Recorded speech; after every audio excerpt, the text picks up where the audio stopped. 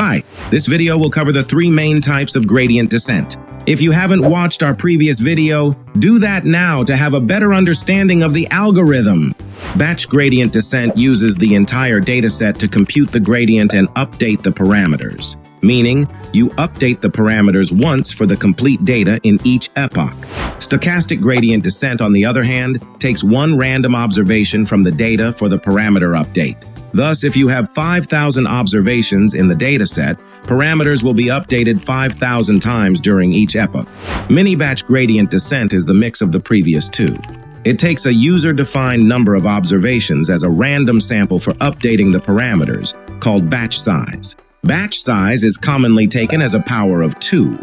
Batch gradient descent provides an accurate estimate of the gradient, so the error confidently decreases. However, often it finds a local minimum.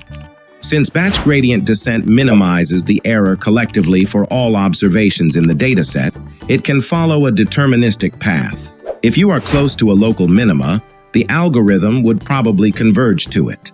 Thus, batch gradient descent is problematic for non-convex functions. Additionally, you will need huge resources to fit large datasets in the memory.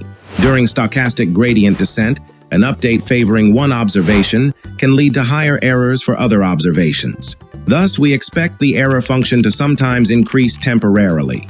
Additionally, random selections can help the algorithm avoid local minima, which seems a better approach for non-convex functions. Due to frequent updates, it potentially converges faster, while due to the noisy updates, it may never converge exactly to the minimum, but can hover around it. Mini-batch gradient descent is the most common type.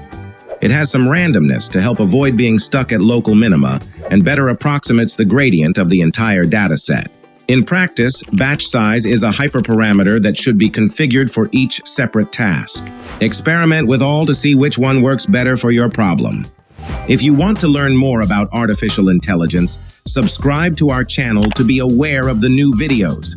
Press the like button and let's discuss AI in the comments section.